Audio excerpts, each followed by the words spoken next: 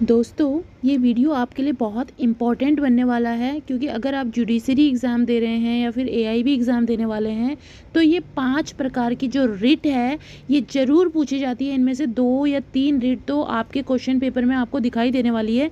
तो चलिए ज़्यादा समय ख़राब ना करते हुए एक-एक करके बात कर लेते हैं। तो आपके फर्स्ट नंबर पे आता है, हिंदी में बोलते हैं बंदी प्रत्यक्षीकरण। तो मैं यहाँ पर टाइप कर देती हूँ, इसको इंग्लिश में बोलते हैं हैबियस कॉर्पस।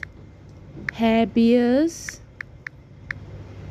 कॉर्पस क्या बोलते हैं? हैबियस कॉर्पस, ठीक है, कॉर्पस। और इसका मतलब क्या होता है? जो अवैध रूप से हिरासत में लिए गए व्यक्ति की रिहाई का निर्देश देना। जब किसी को अवैध रूप से हिरासत में ले लिया जाता है तो उस व्यक्ति की रिहाई के लिए जो निर्देश दिया जाता है वो हैबियस कॉर्पस के अंतर्गत आता है। इसको हिंदी में बोलते हैं बंदी प्रत्यक्षीकरण, जैसे कि मैंने बताया। अब बात कर लेते हैं सेकंड रिट क्या होती है? परमादेश, बहुत इंपॉर्टेंट है। इसको बोलते हैं मैंडेमस। इसको आप देख लीजिए, मैंडेमस, ठीक है। ये क्या होता है? किसी लोक प्राधिकरण को उसका कर्तव्य करने के लिए निर्देशित करना। यानी कि कोई अगर लोक प्राधिकरण में वर्किंग है कोई, तो उसको उसका कर्तव्य, यानी उसका क्या कर्तव्य है, उसको उसका कर्तव्य करने के लिए निर्देशित किया जाता है कोर्ट के द्वारा, ठीक है। अब हम थर्ड नंबर की बात कर लेते हैं जो बहुत ही इंपॉर्टेंट रिट है। उसको हिंदी में बोलते हैं अधिकार प्रच्छा क्यो वारंटो। बहुत से क्वेश्चन बहुत सारे एग्जाम में पूछा जाता है, तो इसको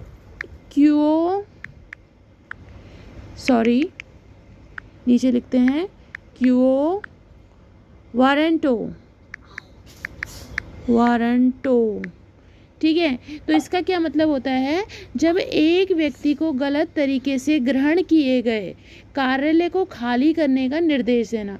यानी जब कोई व्यक्ति गलत तरीके से कुछ चीज़ ग्रहण कर लेता है, किसी कार्यालय को ग्रहण कर लेता है, यानी किसी ऑफिस या किसी जगह को, कार्यालय को, तो उस कार्यालय को खाली करने के लिए निर्देश दिया जाता है, तो उसे अधिकार प्रच्छा कहा जाता है। यानी कि क्यो वारंटो के अंतर्गत उसको जो है रिट जारी की जा सकती है, ठीक है। एक हमारा है प्रतिषेध, ये भी बहुत इंपॉर्टेंट है। इसको बोलते हैं प्रोहिबिशन, ठीक है। इसको मैं टाइप कर देती हूँ, PRO, इसकी स्पेलिंग है HIBITION, प्रोहिबिशन, ठीक है। हिंदी में बोलेंगे इसे प्रतिषेध। इसका मतलब ये है कि निचली अदालत, जो नीचे की अदालत होती है, किसी मामले में सुनवाई करने से रोकना। यानी निचली अदालत को, अगर कोई अपर अदालत है ऊपर की, वो निचली अदालत को किसी मामले में सुनवाई करने से रोक सकता है, तो उसे हम उस रिट को कहेंगे प्रतिषेध, प्रोहिबिशन, ठीक है। नेक्स्ट है हमारा जो लास्ट वाली है, बहुत इंपॉर्टेंट है, उत्प्रेषण लेख। इसको हिंदी में बोलते हैं उत्प्रेषण लेख, और यहाँ पे आप इसको इंग्लिश में बोल सकते हो सेट्यूटरी रिट, ठीक है। इसकी स्पेलिंग है CERTIORARI,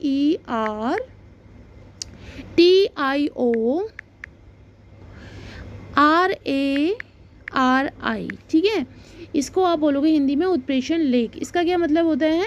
जो कि निचली अदालत से किसी कार्यवाही को हटाने और उसे अपने समक्ष लाने का ऊपरी अदालत का अधिकार।